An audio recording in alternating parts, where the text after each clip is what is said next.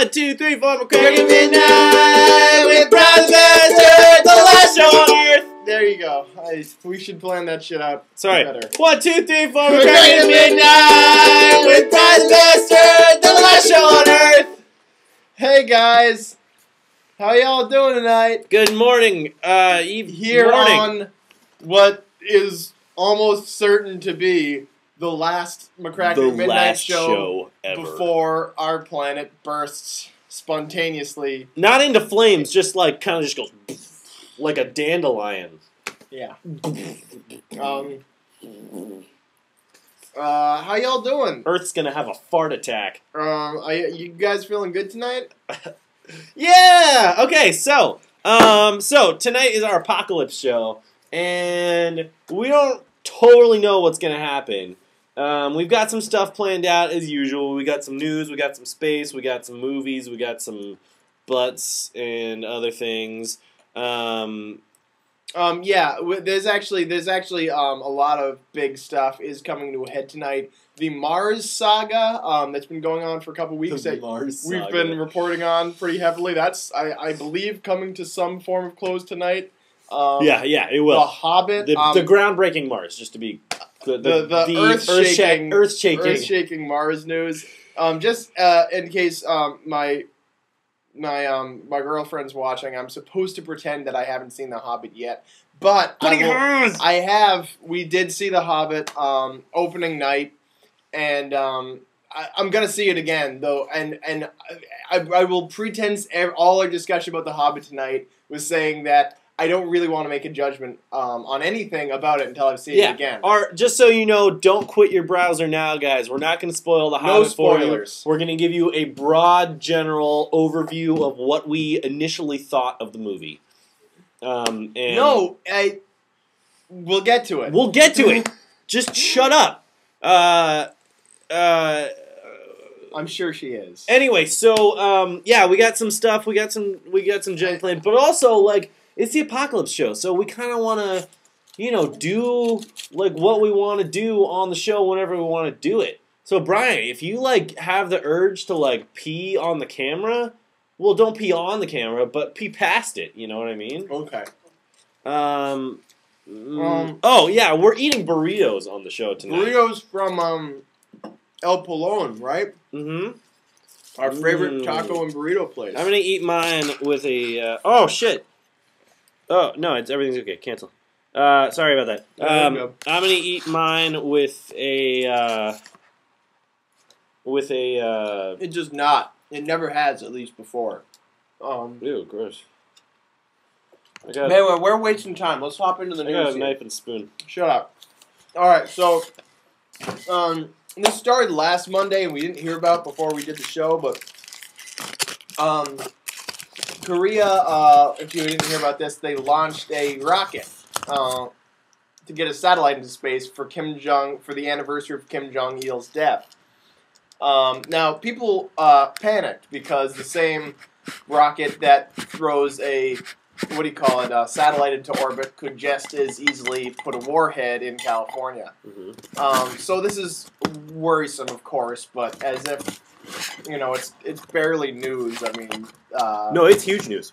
I mean, it's huge news that it happened, but the idea of North Korea wants to blow us up is really that already happened. It's not necessarily it's not necessarily just us. It's also Japan. Yeah. I can't fit this in my mouth. It's like the first time I've ever had to say that. Anyway, yeah. So anyway, it was pretty dark stuff, and everyone was worried. But then the hilarious silver lining to this story is that within a week, the satellite, Korea's first satellite, started spinning wildly out of control and completely went haywire. And they must have rushed it out to do it for the anniversary. And it lightens the whole situation up a little bit. Now, I'm sure people are pretty much up on this news. There's a lot of news that happened this week that we just don't care to report on. So we'll ignore that. Well, let's clarify and we're not ignoring it out of anything besides we don't want to bring down the mood. We don't want to bring down the mood, and everyone already knows, so who cares? Yes. Let's clarify the satellite stuff a little bit. Okay. First of all, when we say satellite, I'm pretty sure what we mean is they shot a rocket into space, and it's just a rocket in space now. There's not anything on the satellite, apparently. Or so it seemed from an article I was reading. Mm-hmm. There's nothing actually on the satellite. I mean, it's just like a ball of metal. Well, they can control its orbit and everything, but it doesn't do anything. It does nothing. Like Sputnik. It's just up there for the sake of being It doesn't. up there. I don't even think it's broadcasting anything like Sputnik is. Also, the reason this is such big news is because sanctions were put in place in like 2009 or something like that from the whole world, being like, "Hey, North Korea, you're not allowed to shoot stuff into space. You're not allowed to shoot rockets into the air at all because we're all afraid that you're going to blow us to hell." Mm-hmm. So everybody's like, "North Korea, what the hell are you doing? Like, stop doing that." It's all I hear is eating. Sorry about that. That's my fault. Sorry. Anyway, so this is a really big deal, but it's also really funny because they shot this rocket into space, which was successful, and that's the important part. But then it went crazy, and it's gonna like crash into other satellites and rain hellfire down on all of us. Which is in and of itself kind of cool, and I'm entertained by North Korea's failure. They're like, you couldn't make up a goofier world power if you tried, and it's sad that they're so dangerous because I wish I could laugh at them better. But anyway, that's that. Other news. Well, that's actually kind of really it. No, it's not. Oh, Sam's got more Screw stuff? you, Brian. Oh, wait, that's space. That's not. So, this happened once in 2003 as well. But a group of 11 scientists, including Stephen Hawking and a couple other people, sent letters to people asking to posthumously pardon Alan Turing, who was convicted in like 1952 or 1950 something. Mm-hmm. Convicted of gross indecency in 1952 for being a homosexual. And Alan Turing is a brilliant mathematician who a lot of people, claim shortened World War II for cracking the Nazi code. And also, he's just a big part of computers and stuff like that. What a cool guy. Computers are really young. So they're trying to posthumously pardon him for being convicted of homosexuality, which in 1952 was a crime. Mm-hmm. Anyway, so that's cool news. I don't know why we should all love him and stop thinking that what? I don't know why anyone would not listen to something that Stephen Hawking said. Well, who the hell is like, no, Stephen Hawking, you're wrong about this. Stephen Hawking sometimes, he says really smart stuff about black holes, about Alan Turing, and then he turns around and says, like, if aliens come to the Earth, they're most likely going to enslave us all, and that's probably what aliens exist in the universe.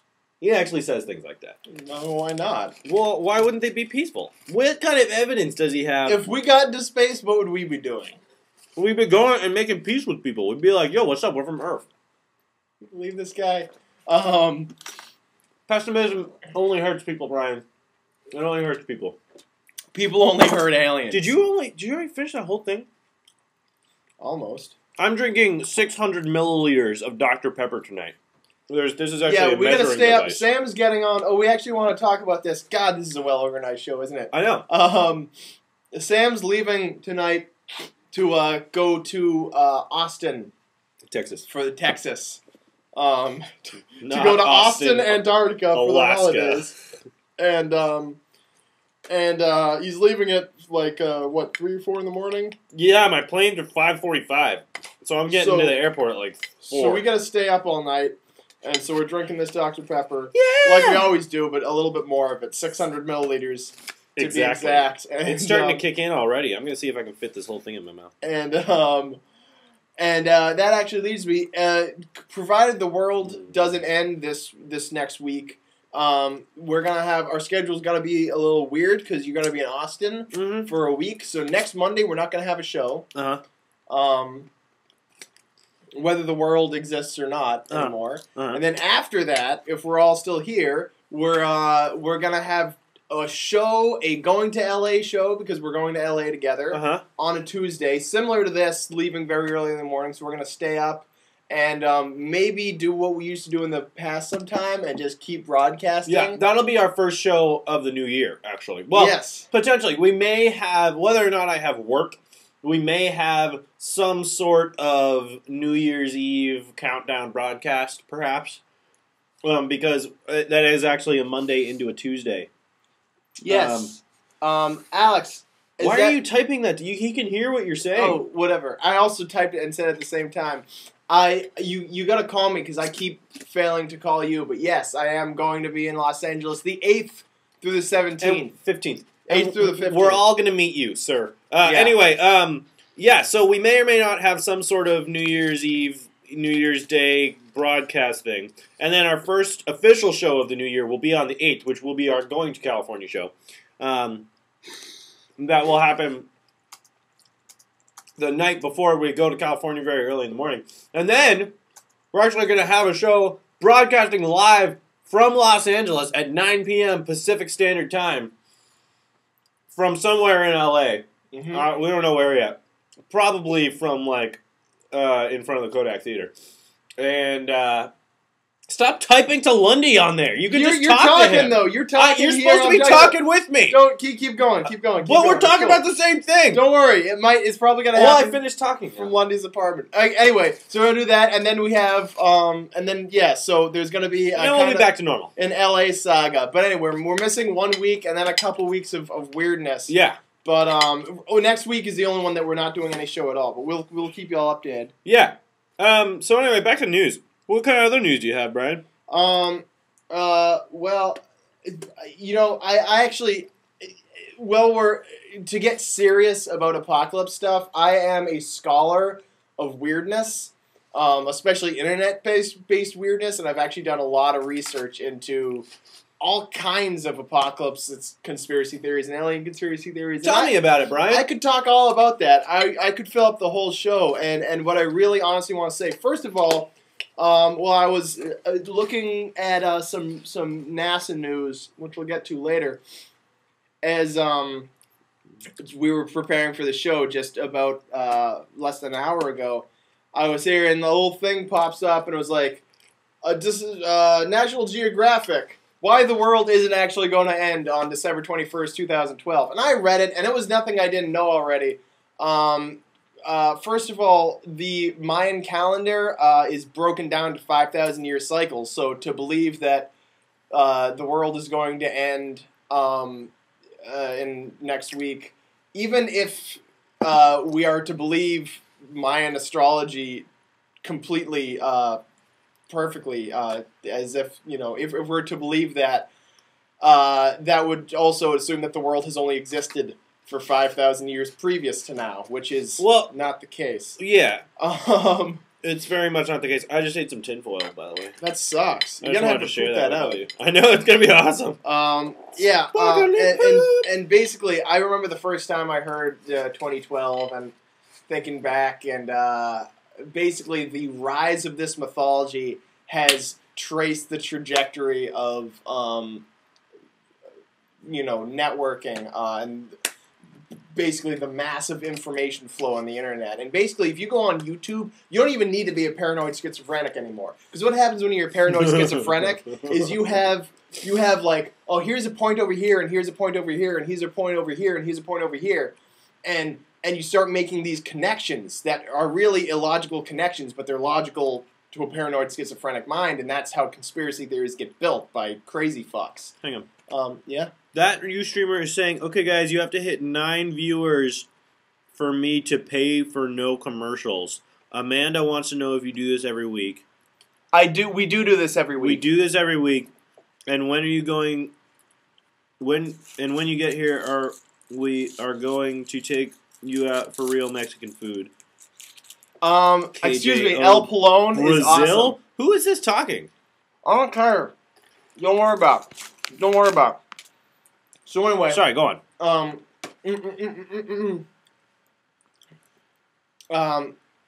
Was it that guy? Yeah, it was Because that that's guy. Lundy and he's drunk. Yeah, no, I can tell.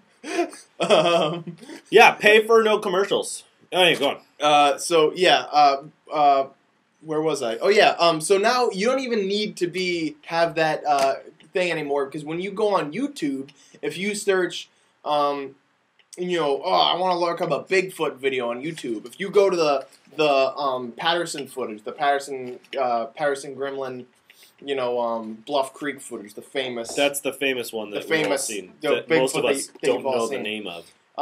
Then that will link you to John Red Elk talking about Bigfoot, and then that will link you to John Red Elk talking about aliens, and then that will link you to Anunnaki, and then that will link you to Planet X, and that will link you to 2012, and that will link you to Illuminati, and you don't even need to be nuts, because the internet is paranoid schizophrenic. The internet is nuts for you. By the way, we just hit 10 viewers, Mr. Lundy. So that means, yeah, you're paying for no commercials, sir. Go on. You're welcome.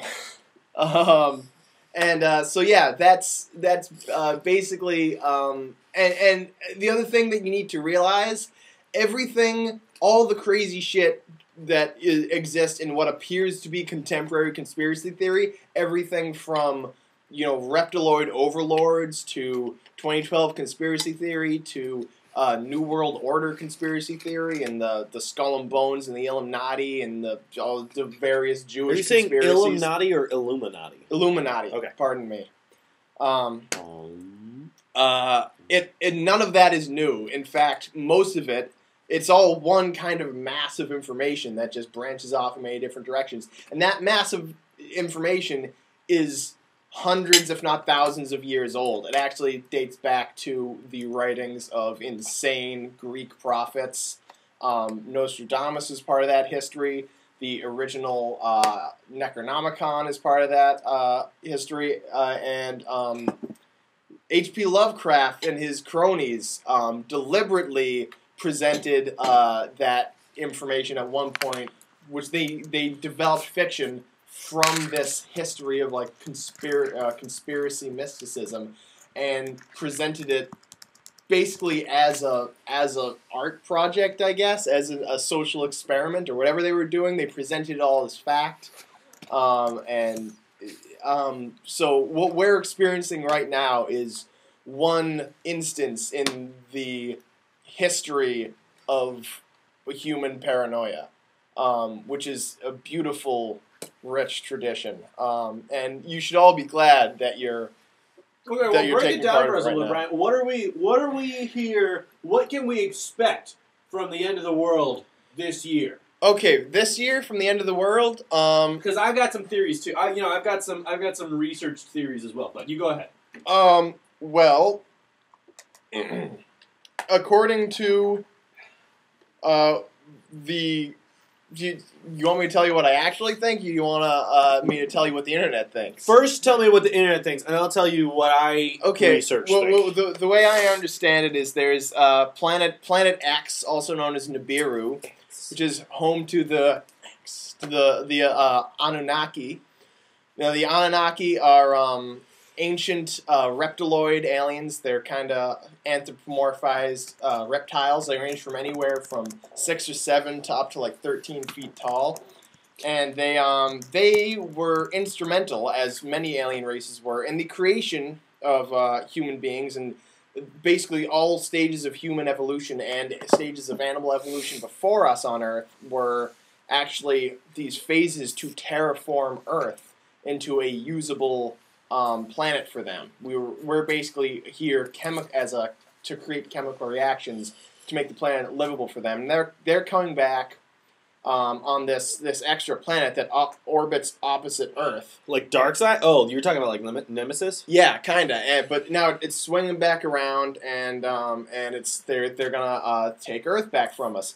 Now, I mean, there's so many things I can't even touch on. They've been coming here and sacrificing human beings, smashing their bones up with white gold. I do that for fun. There's the Nephilim, which were the alien human offspring. And by the way, this is all mixes with biblical lore too. And I don't know quite how Satan figures in here, but Just ask me, man. Just ask me how I figure in. Sam, what are you doing with the apocalypse? Okay, well, here's what I think. So, there's... I forgot. Also, these guys are commanding human society, and there's going to be a new world order of humans, a single world government who answers to the Anunnaki. Anyway, go. Is it like Kryptonians coming in and trying to take over the Earth? Anyway, so there's the Mayan mythology, the whole Mayan calendar thing. The 5,000 year cycle of years, and this is the 5th one. And the reason the world's going to end is because, again, it's that end of that 5,000 year cycle. And I believe, please forgive me if I'm wrong, I'm kind of like going off of probably what it has turned into in my brain, but now it's just what I think. So maybe this probably isn't exactly what the Mayans think at all. But I think that all the earthquakes and tsunamis and tsunamis that have been happening, especially the tsunamis. Yeah, especially the tsunamis that have been happening in the past 3 years are leading up to the end of the world, because I believe the end of this Mayan calendar ends with the world crumbling in earthquake. Mm-hmm. So I think that the earth is going to open up and we're all going to fall into a pit that is hell. And I'm going to rule over all of your souls. Sam's Satan, you know that, right? Yeah. Also, I feel like another, I think the reptiloids theory is a very good one.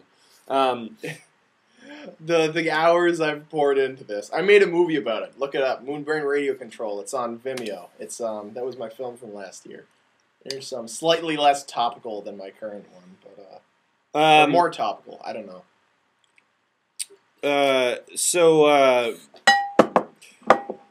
I lost my train of thought.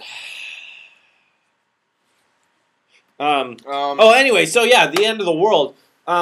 I'm hoping it's some kind of cataclysmic event, because the last thing I want is for the end of the world to be the start of the end of the world. You know what I mean? Because there's huge potential for it to be like, oh my god, this is the beginning of the end, and it's like a 3,000 year process. That's just that doesn't count. That would be like taking a classic book and stretching out into 3 movies. Yeah.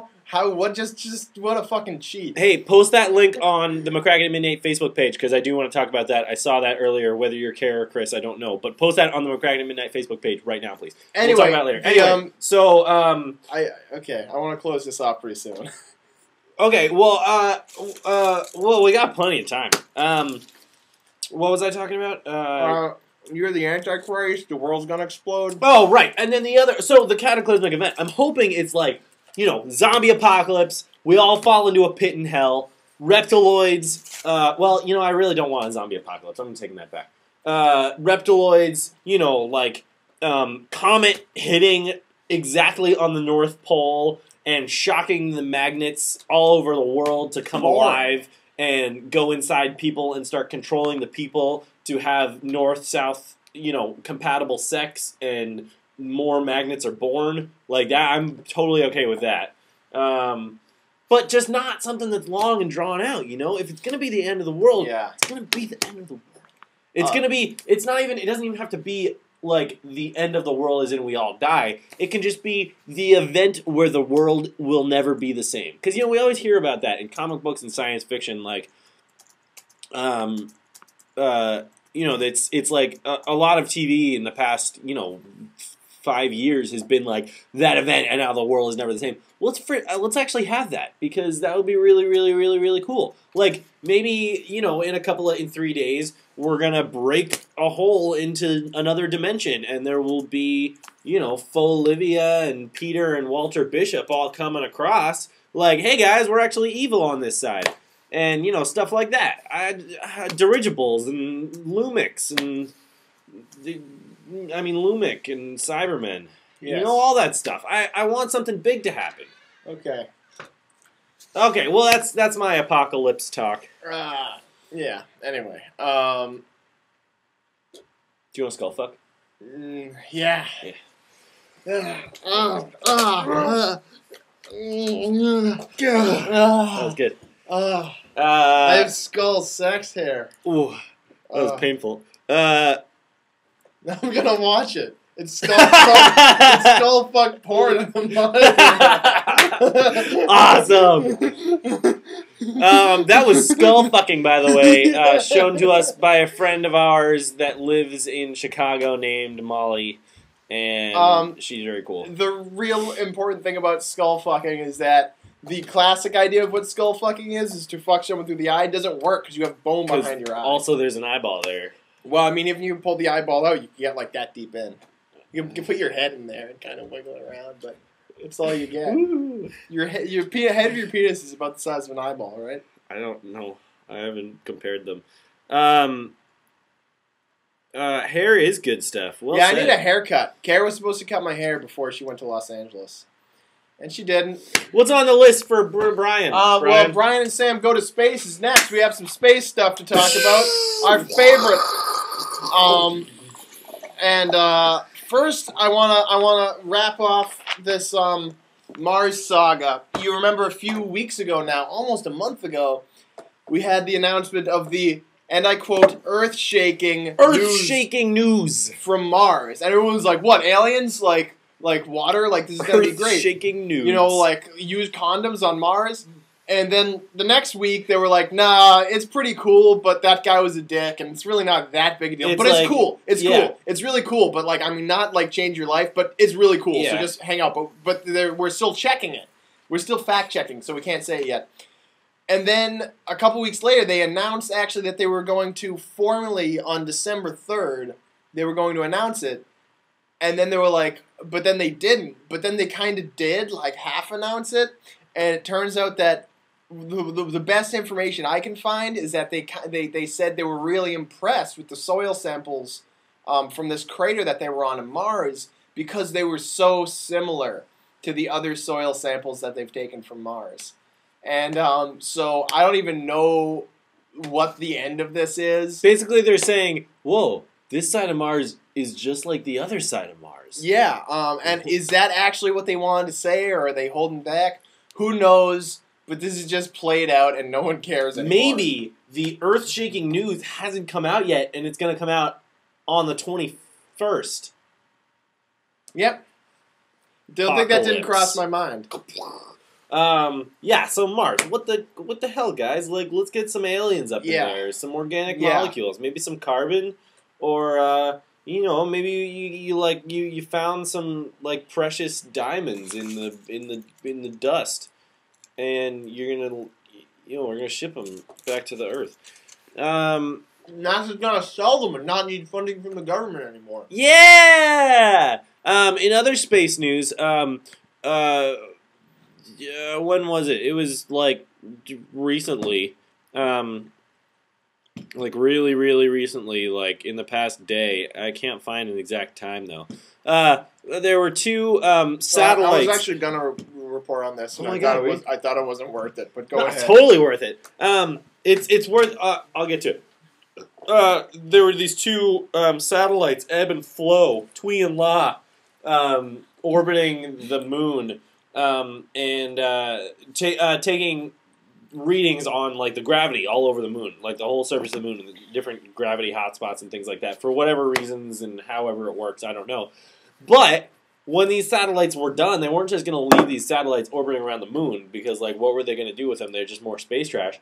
So they like calculated they programmed in for the satellites to crash into the moon, which they were probably gathering data the whole way down. Oh no, I'm sure. But yeah, they programmed the satellites to crash into a 2-kilometer high mountain. I think near the north. Whatever would be the North Pole. Yeah, far lunar north, which I think is probably just in relation to us. It's just on top of the moon, yeah. But basically, like, this one satellite, Ebb, was flying at the moon and crashed into the side of this mountain, and then 30 seconds later, the other one crashed into the side of the mountain. Like, we're just, like, abandoning junk on the moon now. And the reason they crashed into the moon is because they didn't want it to, like, you know, go off on its own and potentially hit, you know, like the Apollo 11 site or anything like that. But I just think it's so funny that, you know, we send these things up for reading, gathering data on what And the they're moon just is like, like. done. And then we're just like, yeah, we're done. We're just gonna throw it at the moon. We'll leave it there. We'll probably pick it up in like 200 years or something when we got a couple of bases up there. We'll drive our little car out and get it. Like, I just think that's so funny. Yes, we do post this on YouTube later. Yeah. Check the archives button and on at our the top of our website. yeah, and on our website. Check the archives button at the top of the page. Anyway, They should have been just called Twee and La. Maybe the next two will actually be called Twee and Twee and La. La. Anyway, I think that's all the space news. I think that's Let's it. make up some space news. Here's actually, without making up space news, we have news about made up space. The Star Trek trailer was released? ? Yeah, no, it was. I think it's just that Okay, was like well, let's say yeah. there's a new Star Trek movie coming out, Star Trek Into Darkness. Into Darkness. And there was a teaser, and it was kind of cool, but then they were like, trailer, bam. And this was today, right? Or last night? It came out today. It came out today. I think, or last And night. within hours, they had been pulled down. I guess because, and they were all over all the forums and stuff, and they pulled them down, I guess, because Paramount had copyright issues with it. I think it may have been like somebody that was like a second copy of it. I'm sure Paramount has theirs online somewhere. And that article wasn't truncated. Okay. Well, regardless, the Star Trek 2 trailer is out. And Brian hasn't seen it yet, but I have. It looks very cool. Benjamin Cumberbund is in it, playing the villain. And there's been lots of debate over who he's going to play, because there's two very similar characters and two very similar storylines from the original series. One is from the Space Seed, which is where Khan comes from, the Wrath of Khan. He was actually in the original series. And then the other one is... what's it called? Where No Man Has Gone Before? Hang on, I got the thing right here. I got lettuce on me. Where No Man Has Gone Before was about like a sort of genetically altered Starfleet person who like came back to get revenge on Kirk. And apparently it's going to be the second one. So it's this guy named... and this has been, like, the other side of the speculation. This isn't news so much as confirmation that the villain is this guy, Gary Mitchell. And basically what people are thinking is that he's going to be playing, a childhood friend of Kirk's that they went through Starfleet together or something like that. But now he's got telekinetic powers and he's losing his sight. And so that's why it's called Into Darkness. And now he's, like, getting revenge on people. And I can't show you the... I can't show you the preview, but there's like lots of clues in the preview about like people dying. In Star Trek II, The Wrath of Khan, Spock dies at the end of the movie. That's like, one of the biggest parts of The Wrath of Khan. Besides him going, Khan! It's like the other part is Spock dying. That's pretty much the whole movie. Yeah. You cut down to Khan, and then Spock going, melting against the needs glass. of the many. Yeah. And there's a part That's all in that the happens. preview where two science officer clothed hands are touching through glass, and Spock died inside a glass box. So, like, what? Is someone going to die? Someone might die. Anyway, so Star Trek. I'm really excited for this. We've been watching Deep Space Nine because people have been telling me to. My siblings have been telling me to watch Deep Space Nine for years and years and years, and I just haven't yet. But I finally am. Yeah, it's pretty freaking awesome. Cool. It's really good. What else? So anyway, really excited for Star Trek. Really, I'm so glad that they're like expanding the alternate universe, and people are finally accepting the alternate universe as like a legitimate,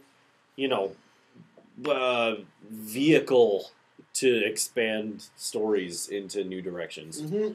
To boldly go. I was really hoping the Gorn would be the villains in the new Star Trek, like in the video game, but that's just me. I just like Gorns. I know you do. I haven't watched the Oblivion trailer. Oh, you did though. did. Yeah. That's the one with what's his name, right? Yeah. Yeah, actually, when we went to see The Hobbit the other night, we went with me, Sam, and our friend Bonnie. And Sam was late, so you didn't see any of them, but Bonnie made the astute observation. She was like, yeah, there was like 6 movies about the apocalypse, and I think you could probably put them in order. Like, you'd be like, this is like the world ending, and then this is like the world being a shithole, and this like it finished being a shithole. Like, all these apocalypse movies are coming out like right now, obviously perfectly timed with the actual apocalypse. Oh, totally, man. Yeah, it's just I love that people are commercializing off this. I usually don't like it when people commercialize off anything, but it's good fun. So anyway, Oblivion, yeah, it looks really cool, except that Tom Cruise is in it. Tom Cruise, man, I can't get. Well, he's not an action guy. He's just like too old. He's just too. Yeah, I heard Mission Impossible 4 was like great and stuff, but like this and that Jack Spicer movie, whatever it's called, Jack Slicer, Jack of Bluck, whatever. Jack be quick. I don't. But he's like it's like Drive, but with Tom Cruise or something like that. Reacher, Jack Reacher. Thank you. Like, what kind of name is that? Jack Reacher? That sounds really sexual. Jack Reacher. Oh, for some reason, all day I've been thinking up ideas for spoof pornos. Like I haven't been able to get this out of my head for a couple of days, and then just Jack Reach Around just popped into my head. I think you could just do Jack Reacher. I think just Jack Reacher. My other one was... You just gotta change the inflection so it's Jack Reacher. My other idea was it was kind of an angels and demons leading to the biblical Armageddon type story, but it's called it's a porno and it's called The Fellatio. And Sam and that led to corrected. The Sexorcist. The Sexorcist. What was that? That's horrible. That led to The Sexorcist, which is an identical. Just as good as the original Exorcist. No, shot for shot, the same as the Exorcist, just with some hardcore penetration thrown in there. When everybody's doing the same lines and there's puking and heads turning all the way around and all that stuff, but everybody's doing it at the same time. Wait, what's... Oh, The Sexorcist? The Sexorcist. Someone already did that? I'd be surprised if someone... No, of course they did. Hadn't gotten to that. No. Fellatio, that's all mine, though. Patent pending. No one touched that. Trademark. Okay, we gotta get into the main event of tonight, which is the as spoilers-free as we can coverage of our first impression of The Hobbit. Hobbit! Part 1. Hobbit. So here we go. Let's do it. Let's do it. I missed the first half hour of The Hobbit, which was apparently some prologue. No, pretty much you missed the first 5 minutes of The Hobbit. Okay, I missed the prologue, basically. Yeah. And then I actually fell asleep during the whole Goblin King and Riddles in the Dark part. Because it was really late and I came out of work. People started talking about The Hobbit. Only one person. It's fine. Anyway, stop Sing the D. No. Keep talking about The Hobbit. Don't do what they say. No, don't worry. We're not going to spoil anything for you. And you're going to like this. We're talking about film because you like film, not because it's The Hobbit. Anyway, so I missed it, but right off the bat, I got to say, I loved it. As soon as we came out of the theater, I liked it. I was like, no, I definitely like that. And it's only grown since then. I like that movie. I am more or less the opposite, where I came out and I was like, I don't know. And the more I think about it, the less impressed I am. And here's the thing. It would have been cool. This is really just me, and this is why you shouldn't take my word for it. And why I'm going to see it again with, to try and get a second opinion off it. But it would have been, it's flawed, and I would have been able to overlook these flaws had I not predicted all of them. So really my beef with The Hobbit is more my beef with Peter Jackson. And it'd be like, he just knowing that he can't censor himself, and he doesn't understand the idea, the difference between something being on a grand scale and something just being preposterous. And it was the exact same problem with King Kong. I was like, how the fuck can this janky ship's cook run along 10 dinosaurs' backs as they're falling off a cliff, and then jump out? I was like, what the hell is this? This is everything. It's oh, we gotta have a chase scene with dinosaurs. Make it half an hour long. Make their 50 dinosaurs, have them falling off cliffs. That was an awesome chase scene. Are you kidding me? Are you telling me that wasn't totally freaking awesome? It was. He fought 2 giant T-Rexes. The T-Rex fight was cool. That was awesome. The part that really brought that movie way down for me was the Brontosaurus chase. I was just like, come on. That was a little weird. And the skating There we go. in Central Park with King Kong. I was like, we'll get to your serious? comments. Yeah, so we saw it in 48 frames per second. The 48 version. We didn't see it in 3D. Apparently there's also a 3D with enhanced sound. But don't worry about that one. First of all, we were supposed to see it in 3D. It said 3D on the tickets, and they gave us glasses, but then there wasn't. And me and Bonnie were like, kept looking at each other like, now? What? And it just never happened. And throughout the movie, I'd be like looking at it, like, no, I gotta be wrong. I kept like second guessing myself and putting my glasses back on, and nothing would change, and I just looked like a doofus. I was the only guy in the theater with these on. And I took them off. We saw it in 48 frames per second. And I gotta say, it was not worth it. See it in regular.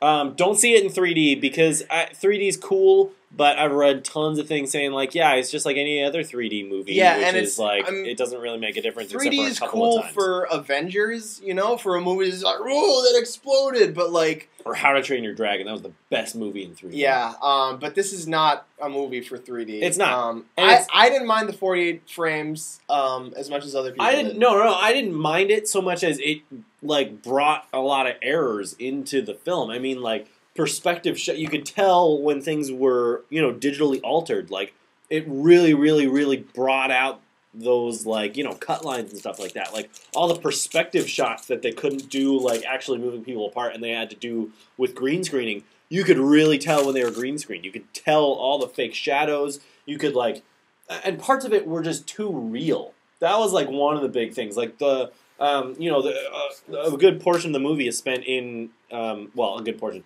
The beginning of the movie, it starts in Bag End when the dwarves show up. And it like a lot of that, I just like felt like it was like way too real. Like it was like shockingly real, which bothered me for some reason. I liked it. I actually didn't mind the 48 frames per second. I thought it was kind of cool.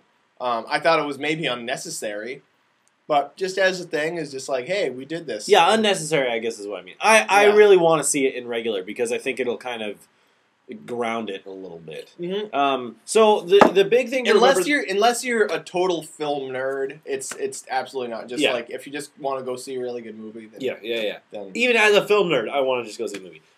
But one of the big things to remember about this entire movie, the reason it's been getting bad reviews, the reason people are upset about it, besides it breaking records in Christmas box office. The reason people are so upset about it is because their expectations were not met, which is very understandable with, first of all, another trilogy prequel coming out, and people are really disappointed with it. I'll reiterate that I am disappointed because my expectations were met, but...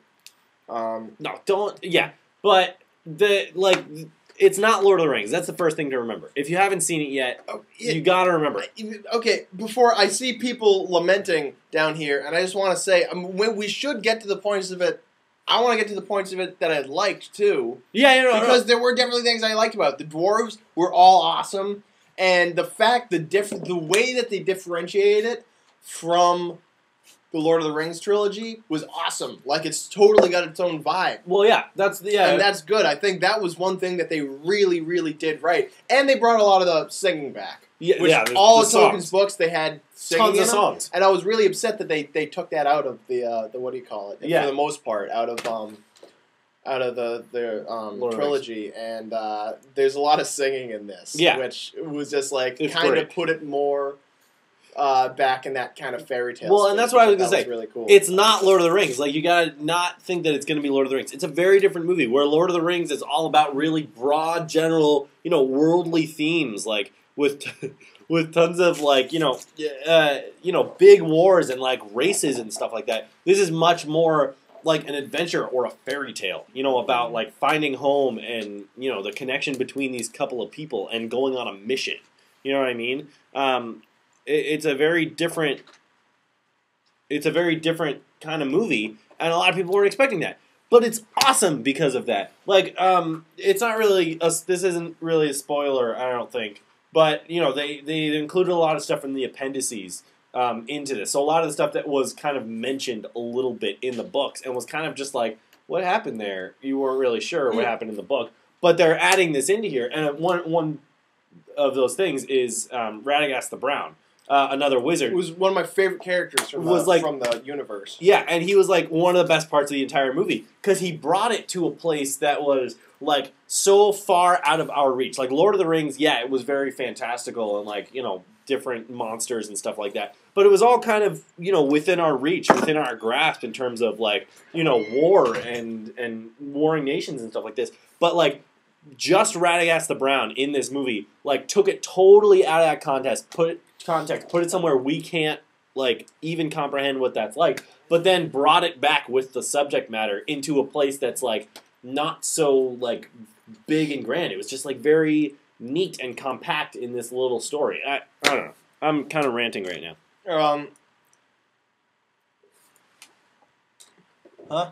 Cool. Yeah. I'd say the way that they extended the story by bringing in all these kind of outside details and expanding the story like that. That's something, again, that I knew was going to happen, yeah. And I would have liked it had I been expecting it less. Because I knew it's like, they're padding this up to be 3 movies. And this is how they're going to do it. And had I been surprised with that stuff, and they'd worked it in tactfully, I would have been like, fuck it, yeah. I thought it was fine. I did not feel... yeah, it was obviously padding, but it like just worked really well, I thought. I'm going to say one other thing in defense of Peter Jackson.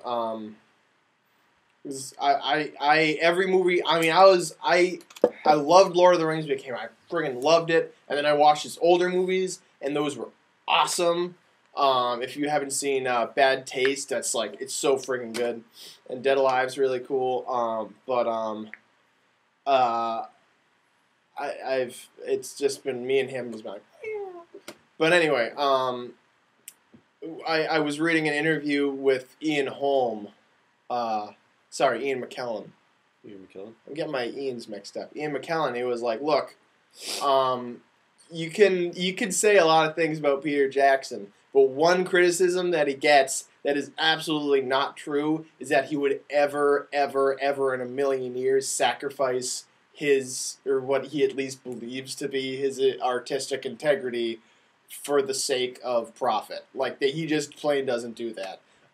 So people are saying, like, they just want to make a trilogy, so they can make more money off of it. And that's not true. They're making a trilogy because Peter Jackson's psycho. Yeah. I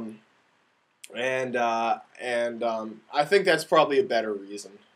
Yeah. It's still not a reason I'm a big fan of, but he's at least got that going for him.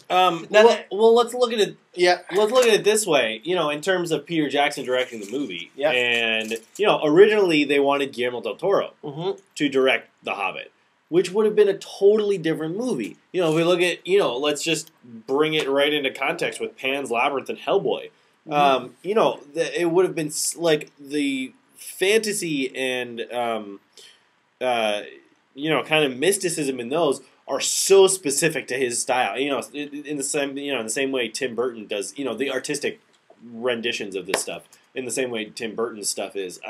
It would have been like a completely different movie that probably would have barely referenced Lord of the Rings, other than mentioning it as it mentions it in the book. It probably would have been much more of an adaptation than anything else. I honestly think that if it had not been Peter Jackson directing these movies, personally, I would have been very, very disappointed with what they were, because they would have been a completely different set of movies. It's as if, like, I can agree with that. Yeah, it's like as if the front 3 it's as if 1, 2, and 3 Star Wars were directed by, like, Michael Bay. You know what I mean? It would have been that same sort of thing. Like, they still would have been like, whoa, Star Wars, like, awesome. If they were directed by Michael Bay, I wouldn't have seen them. Well, you want me to top you off? Yes, please. Just a little bit, though.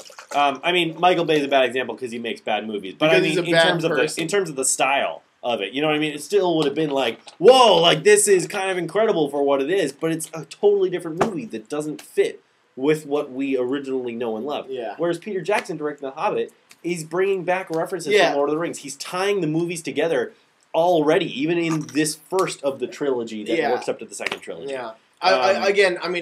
We've said so much now, but I'm going to see it a second time because I really got to get deep into this. It's I probably that important am too. to me. and y'all should definitely see it because I mean I hyperanalyze things, and from the second I sat down, I was like, definitely, and that's why. But the fact of the matter is, it's if nothing else, enjoyable in its own right. You know, and it's worth whatever it is now, $47 to see a movie. Yeah. So yeah, it's go fucking see it. I gotta say, if you can see it twice, for one of those times, see it half asleep because it kind of makes it a lot cooler. Sam was falling asleep. I fell asleep for a good 20 minutes at the most important part of the movie. But then when I woke up, it was like right when like stuff was about to happen, and it was like crazy and dreamy, and it was when Bilbo was invisible, and I was like, whoa, what's going on? This is like really deep right now. It was crazy. If you can see it half asleep, see it. Just pop an Ambien, man, and then just go see The Hobbit. Why did you fall asleep? Yeah, I was at work all night. I was at work until after the movie started, and I like ran. Thankfully, I work right next to the theater. And that's actually why he took that job. I knew The Hobbit was going to be playing, and I was like, you know what, I should get a job right next to that 3 months in advance so that I can go see The Hobbit when it comes out at midnight.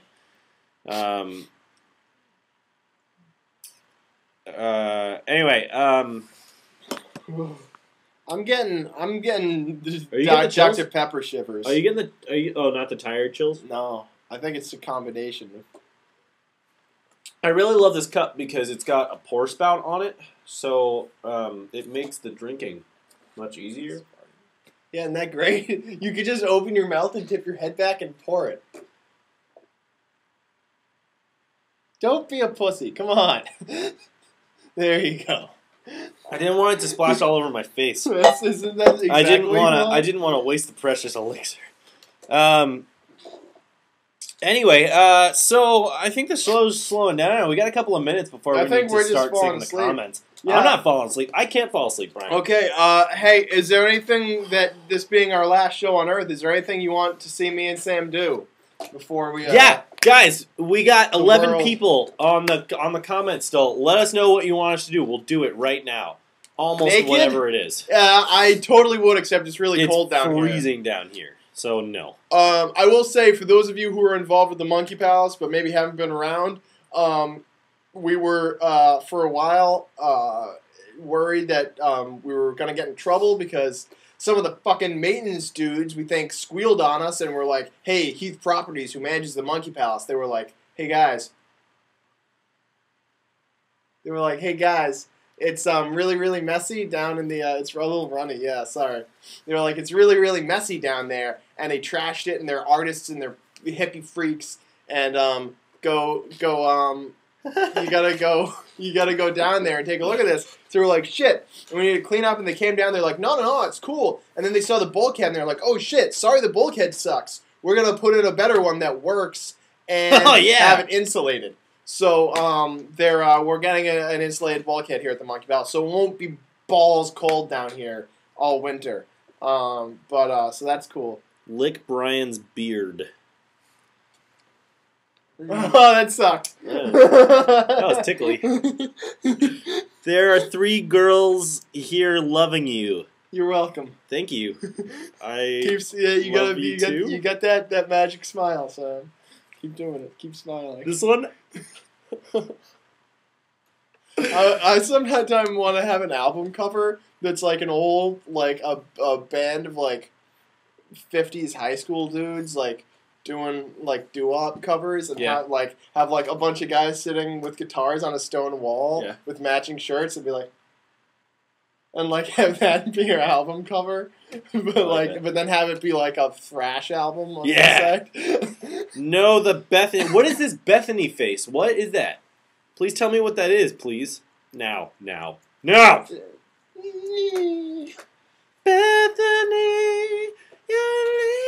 we have no fucking clue what you're talking about. Yeah, I don't even know what is. We're like a beaver.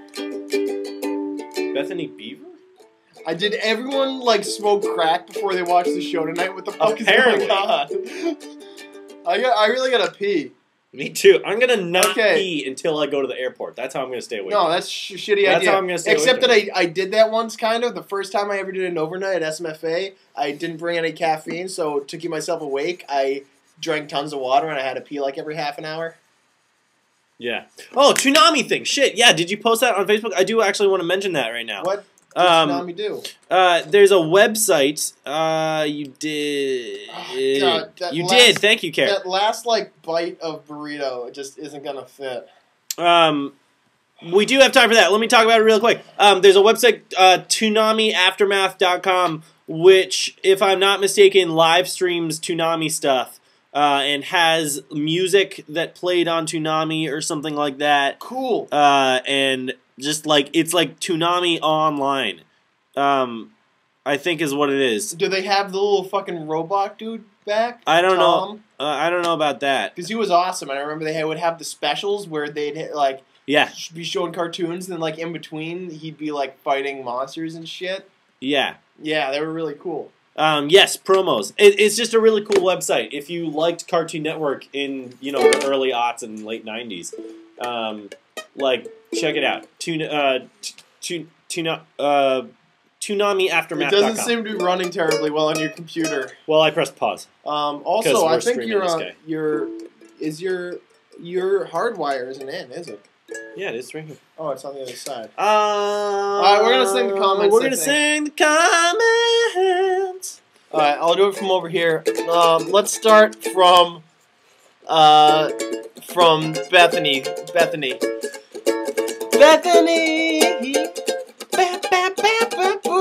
That's crazy. I can't find it.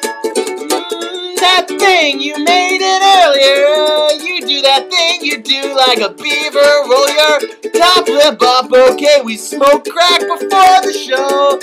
Forgot about Toonami. Dang, ready for song time. The other way, let's start with Skull fucking Side. Yes, I did. We don't have time for that. It's song time. What is her name? Cara.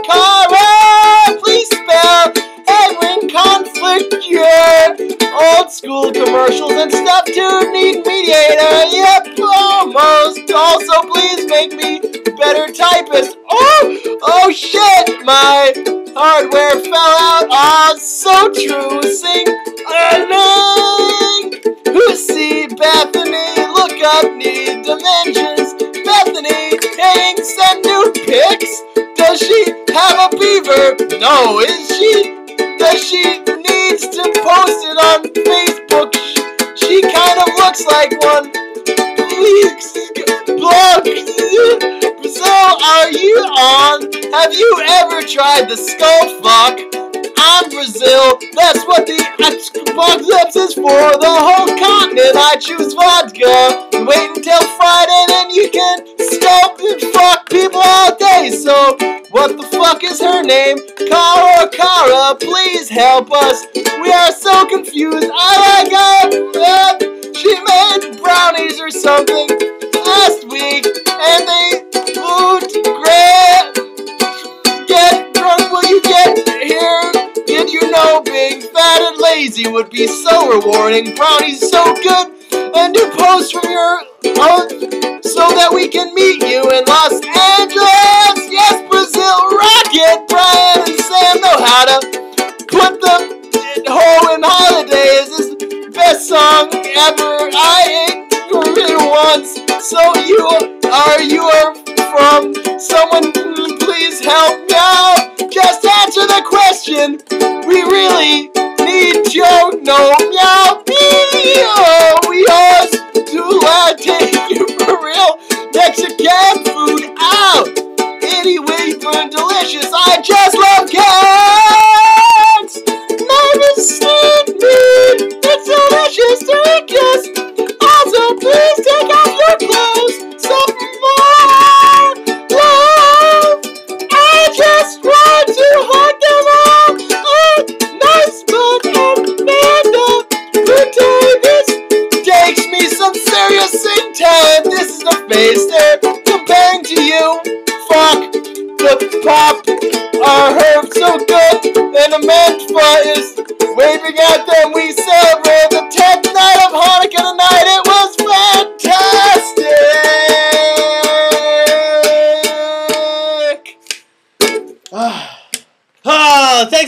watching McCracken at Midnight's last show on Earth. We'll be away next week. Plus, the world will be gone. But after the start of the next great cycle, we will be back on January 8th. January 8th. No, possibly New Year's. Possibly New Year's. But most likely January 8th. Most likely January 8th.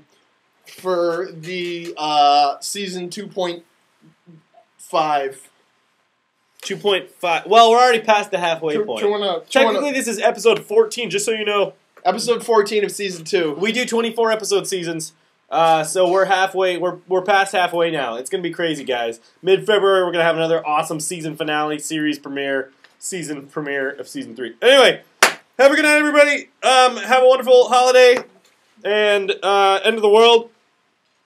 If you watch tonight, be sure to get your parking validated so that when you're passing through the gates of hell, I will treat you a little less terrible than everybody else. Have a great day. Bye-bye.